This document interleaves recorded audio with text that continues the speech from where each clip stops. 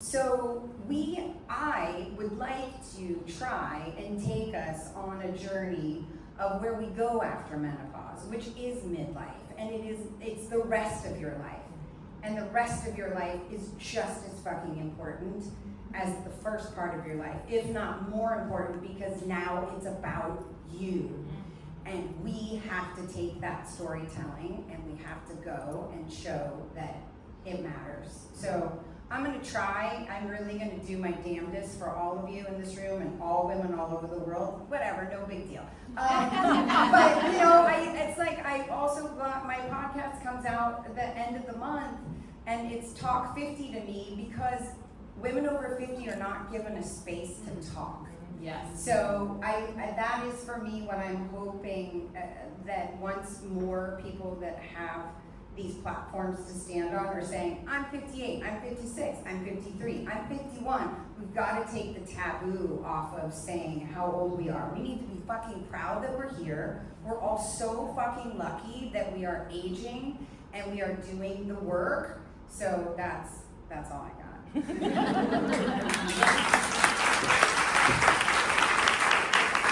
I can't wait for Dina to talk about the anthology and the book. And as a lead up to that, I will say that not only is midlife, it's not really what comes after menopause, right? It's happening simultaneously. But what we forget about midlife, that it is the most explosive time in a woman's life because all of the transitions are seemingly happening all at the same time, right? We have, yes, how we're thinking and feeling, in conjunction with perimenopause and menopause, but it's also about changing family dynamics. So if you're a mom, it's the ache of learning to let your children go. It's navigating the aging parents. It is dealing with evolving relationships, sex and intimacy. It's financial security as you eke and can see retirement looming ahead. And it's this wild question of, oh shit, how did I get here and what's next? Who am I? And what do I want? And so, anyways, I just want to kind of frame midlife as this just massive explosion. And now this is perfectly then because that is what the book is. So tell us, what inspired you to put the book together and how it's changing storytelling.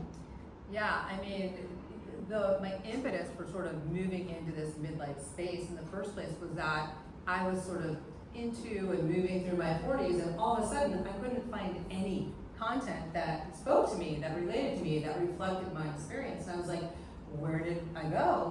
Why can't I find this? And so that was what sort of brought me here, and this book is really an extension of that work. And when we were starting to put it together, and I say we, my co-editor Dina Alvarez is in the house. In the house. So when we were starting to put it together, we were in a space where we were finally and very mercifully talking about menopause, which had just been taboo and off limits for so long. But there's so much more to our midlife experiences, and there was still so much more we weren't talking about. All of these things that you just mentioned. And we felt like it was really important to share this sort of broad spectrum. And the problem is when you're not talking about it, when you can't see yourself, there's silence. And in that silence, there's isolation. You feel alone. You feel like you might be the only one that's feeling this way or going through this shit. And I think too that we tend to internalize that, and that the struggles start to feel like personal failures. And so it was really important to us to put together a book of stories that really spoke to all of it, that spoke to the duality that you love mentioned. That word. Yeah, it's good, but it's hard. It's grief and loss, but you know what? It's also growth and freedom. And I think it's really important to speak to women about all of it, because midlife is all of those things. Right, and it's a way to show women through these stories that they're seen and heard and understood across a broad spectrum of experiences. So that was really important to us. And when they see themselves, we feel that we're not alone, right? And so I think storytelling is such a powerful medium to convey that message that you're not alone. Because in stories, we can see pieces of ourselves, right? In stories, we can see what's possible for ourselves. And we live in this culture, as we've all talked about, that doesn't tell our stories, or tells our stories but fully misrepresents us. And so, it's really, it can be hard to see what's possible for yourself when you're just not seeing it out there, And so, I think the other thing about storytelling and the stories in this book is that it really normalizes telling stories, telling it like it is, normalizes the conversations. And it encourages other women to speak up and tell their stories too. And when we multiply our voices, we can really start to move culture forward. Policy follows culture. There's no better example than what Let's Talk Menopause has done in that arena. And so that's just a really important piece. And I would say, finally, telling our stories provides a counter narrative, right? We replace this bullshit fiction of we're fading away, we're disappearing, with the reality of our stories. We are not going anywhere. We are badass, we are relevant, we are vital, and we're showing by example that we're moving through, and that life, it gets better. It gets better with age when we let go of all the cumbersome burdensome shit of youth.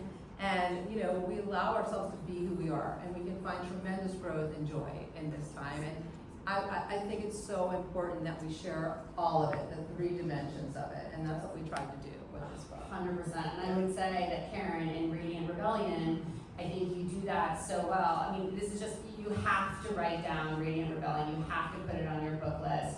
It is so powerful because it is really a story, a guidebook to how to age with joy, but also with fierceness and strength. And I'm gonna ask you to lead a little exercise for us after I ask Constance the second to last question. So Constance, what? Yeah, okay, fine. So Constance, I'm curious if you could just share a little bit more about this second act, right, for women, and what are kind of the 2 or 3 types of stories that you think are important that are portrayed in Hollywood as the second act in order to change the narrative?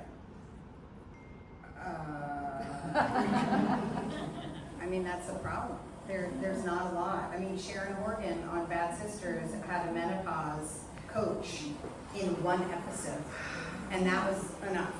That was like enough. Sharon Horgan, again, I'm going to say, like, second acts and storytelling is much better in Europe.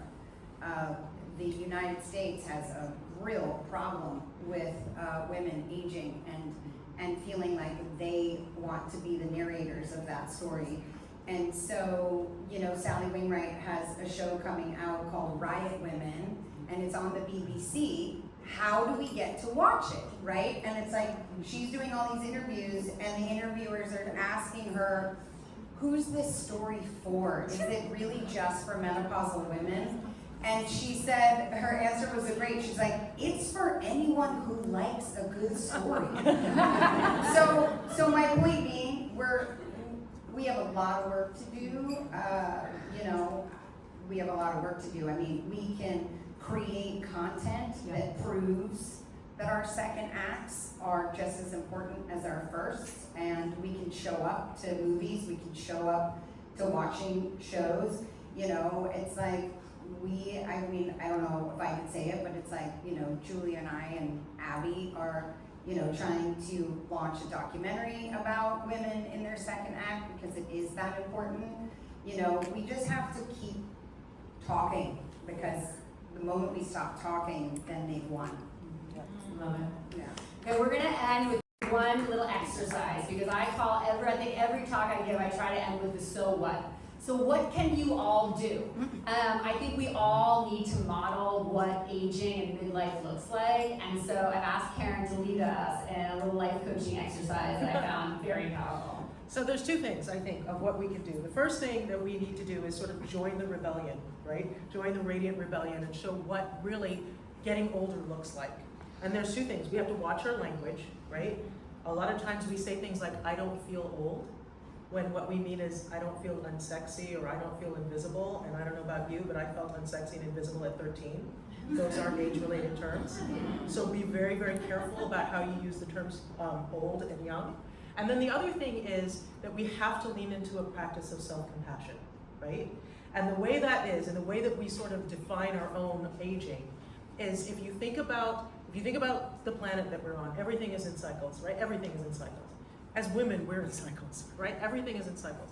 And the way that we optimize the way we move forward for life is that we continue to have a cycle of self-compassion, that we continue to check in with yourselves. And so the quick little exercise, how many people here do to-do lists every single day? Okay, so I'm gonna have you ask yourself these questions as you do your to-do list, okay? Promise you this is not gonna be difficult, all right? It's gonna sound hard, but it's not. You're gonna ask yourself after you've written your to-do list, how can I be healthy today? How can I be connected today? And how can I be purposeful today? And the answers to those questions you add to your to-do list. Now, before you go crazy, like I understand we're all busy, right? Sometimes the answer to how can I be healthy today, for example, is I'm gonna go to the gym for an hour. But sometimes life won't do that for you. So sometimes how I'll be healthy today is I'm gonna go to bed early tonight. Or I'm gonna drink extra water tonight, right? Sometimes how I can be connected means I'm gonna go out with some friends. Sometimes it's I'm just gonna send an email of gratitude to a coworker, right? But whatever it is, you answer those 3 questions. And the self-compassion practice is not ticking those off every single day, because some days you won't. But it's the practice of checking in with yourself on those 3 things every day. How am I being healthy to myself? How am I being connected? And how am I being purposeful? And hopefully I've done this within the 5 minutes before the big book comes. But thank you guys. Thank you all.